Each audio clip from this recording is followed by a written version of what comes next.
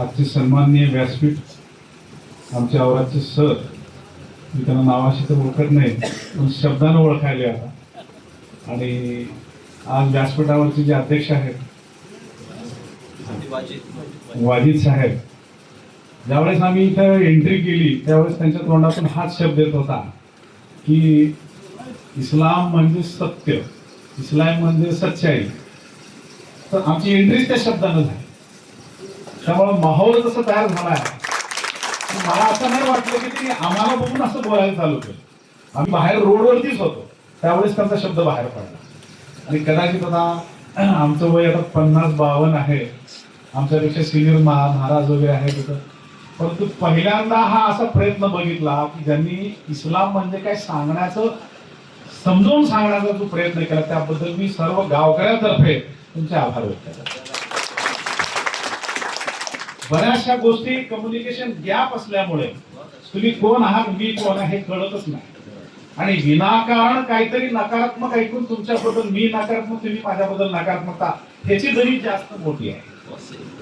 मी पण मुस्लिम मित्रासोबत वाढलोय. माझं BMS एज्युकेशन पठाण नावाच्या डॉक्टर मित्रासोबत झालेलं आहे. 5 वेळ नमाज माझ्या रूम मध्ये पडायचा तो.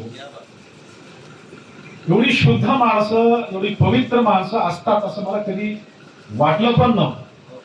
आज तो मला सांगतोय, मक्का मस्जिदला जाऊन आला तो म्हणला की अण्णा म्हणतो तो की गुगलमुळं खरं इस्लाम काय हे सगळ्यांना कळलं. आतापर्यंत त्यांनी जे सांगत होते ते पण हो म्हणत होतो, पण आता सगळे सुशिक्षित वर्ग झाले.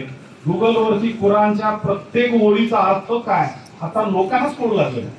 आणि काही लोकच त्यांना सांगत असा अर्थ नाहीये बघा, असा अर्थ आहे म्हणून सांग. तो फार चांगला प्रयत्न वाजिद साहेब तुम्ही जे केलाय. तुमचं बोलण्याचं जे ढंग होतं, सत्य असत्य, माणसांची सेवा, आता हे खरं तर हे जे काम तुम्ही करताय, माझ्या मते आमदार असेल, खासदार असेल, एक देशाचा मंत्री करत असेल असं मला वाटतंय. बरं काय जे सत्य आहे ते सांग करतात ते, पण फार मोठे काम करतात. पण तुम्ही समाजाच्या एकदम जे छोटी छोटी लोक आहेत त्यांच्या अर्थार्जनासाठी तुम्ही जे प्रयत्न करताय ते फार मोठी गोष्ट आहे. तुमचं कौतुक करतो मी. आज औरादसारख्या ठिकाणी जर तुम्ही असे सभे जर प्रत्येक मस्जिदमध्ये जर घ्या तर कदाचित दुनिया देशाचं जाऊ दे, आमचं गाव तर चांगलं राहील. आणि याच्यापेक्षाही सुदृढ वातावरण. मी तुम्हाला एक चॅलेंज देतो की तुम्ही भविष्यामध्ये जेव्हा पुढच्या वर्षी याल तर तुमच्या या व्यासपीठावरती औरादमधली सर्व धर्माची सर्व गुरु लोक इथं बसून त्यांनी गावाला सांगावं की धर्म काय. हे जरूर सगळ्यांना असू द्या माहीत की तुम्ही मुस्लिम आहात, आम्ही हिंदू आहेत, अजून कोण बौद्ध आहात, कोण ख्रिश्चन आहात. एक लक्षात असू द्या, आम्ही सगळेजण, आपण सगळेजण ज्याचं नाव घेऊन प्रार्थना करतो, ग्रंथ वाचतो, पुण्याचं काम करतो, हे सगळं कुणाकडे चाललंय माहितीये का? ज्याच्याकडे चाललंय त्याला नावच नाही आहे. हे असू द्या माहित तुम्हाला. तो कसा आहे, अल्लाह कसा आहे माझ्या पद्धतीला, ज्या पठाण मित्रांना मला शिकवलंय माझ्या मते असं आहे, अल्लाह म्हणजे सच्चाई, अल्लाह म्हणजे सत्य. आणि तो कसा आहे हे तुम्हाला समोर दिसणारा जो आकाश आहे ना, तो कसा आहे, त्याला नाही रंग नाही ना आकार नाही ना उकार नाही. तर हे दिलेलं धर्माचं पालन हे करण्यासाठी जसं साहेबांनी आता सांगितलं, जरी समजा जर बुडू लागलाय तरी भगवंताचं नाव घेत घेत तुम्ही झाड लावा. फार मोठी शिकवण त्यांनी जी दिली आहे. त्या झाडाला लावायला सांगितलेलं कुंपण म्हणजे धर्म आहे. पण आज ही जी व्यक्ती बोलत होती आता ती कुंपणात नाही आहे, त्या धर्मामध्ये शिकवलेले जे आचरण आहे ते इतर धर्मासाठी कसं लागू पडते. माझ्या मते मला असं वाटतंय की त्यांनी मुस्लिम धर्म, इस्लाम धर्म आम्हाला एवढ्यासाठी सांगायला लागले की तुम्ही हिंदू व्हायची गरज नाही आहे, पण माझं इस्लाम ऐकून अजून चांगला हिंदू तुम्ही कसे व्हाल हे सांगण्याचा त्यांनी प्रयत्न केला. It's a great education you have given. What the Swami Vivekananda has tried in America in 1893. He said, I have come to teach you Hinduism, not to convert in Hindu, but I have come to tell you how more good Christians you can become. मलाही आज तुमच्या भाषणातून हेच दिसलं, सरांच्याही भाषणातून हेच दिसलं की तुम्ही आम्हाला इस्लाम धर्म कबूल करा म्हणायला सांगितलं नाही, इस्लाम ऐकून तुम्ही अजून चांगले हिंदू कसे व्हाल हे सांगण्यासाठी. असं मी उपदेश घेतो तुमच्या. मला कळलेलं तुमचा धर्म असा वाटतं. तर कृपया आज कुठलाही धर्म असो तो धर्म हेच सांगतो, आत्मसाक्षात्कार असेल किंवा निर्वाण असेल, आपल्या भाषेत काय म्हणतात सर आत्मसाक्षात्कार, अखिरत समाधी, इनलाइनमेंट जे आहे त्याचा अर्थ काय, एवढंही बोलून मी थांबतो, बोर नाही करत तुम्हाला. We want to become nobody to somebody, somebody to everybody.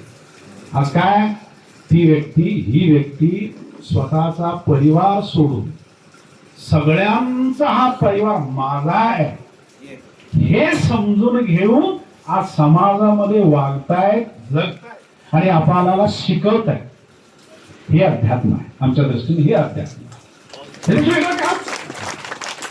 धर्माचं पालन करणं हे फक्त आपली अंगणवाडी पहिली, दुसरी, तिसरी, चौथी, फार तर 12वी समजा, ग्रॅज्युएशन का पोस्ट ग्रॅज्युएशन समजा, पण ते संपल्यानंतर तुम्हाला जे मिळालेलं शिक्षण आहे, तुम्हाला जे मिळालेलं धर्माचं शिक्षण असो किंवा माझ्यासारख्याला डॉक्टरीचं शिक्षण असो, ते सर्वांच्या कामाला आलं पाहिजे, हे अध्यात्म आहे.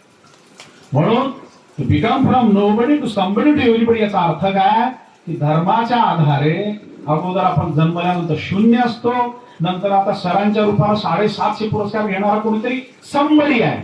पण त्यांनी जसं अर्पण केलं की हे पुरस्कार फक्त माझं नाही आहे, हे औराद वासियांचं आहे, तशी भावना आज वादी साहेबांनी जी व्यक्त केली की कुठलाही धर्म आज जर या धर्माच्या रूपानं जर एवढं मोठं जर सत्कर्म होत असेल तर हे एक आयडल आहे. एवढे माझे 2 शब्द तुमच्या समोर बोलून आज संयोजकांनी मला बोलण्याची संधी दिली. वादी साहब पता नहीं, सचमुच मेरे मन में आया था जब इरशाद रात को 8 बजे आया सर तुम्हाला यायचं आहे. मला उगाच वाटलं की काहीतरी वेगळं काम होणार. सकाळी 8ला म्हणला, 8ला उठून मी रेडी झालो, होत नसतो 10 शिवाय, पण 8ला रेडी झालो, तर फोन काही येईना त्याचा. मग ते मोमीन साहेब वगैरे पेशंट वगैरे गुंतलो, आता म्हणलं राहिलं आपलं, जाऊ द्या. भगवंताची इच्छा असेल तर तो बोलवेल. मेहबूब पठाण असे ते मागं लागून लागून आणलेच इथं. आणि सरांनी म्हणल्यासारखं तुमच्या मनात जे तेच तुम्हाला डोळ्याला दिसणार आहे. तसं निर्भयची गाडी इथं आली, त्यांच्या तोंडातून सत्य शब्द बाहेर आला. तर माझा जो पठाण मित्र सांगायचा इस्लाम इज इक्वल टू सत्य, आम्हाला ते आज पटलं. आम्ही तुमचे आभारी आहोत. आता शिकवून आम्हाला देत राहा. आम्ही तुमचे आभारी आहोत. धन्यवाद. जय हिंद, जय महाराष्ट्र.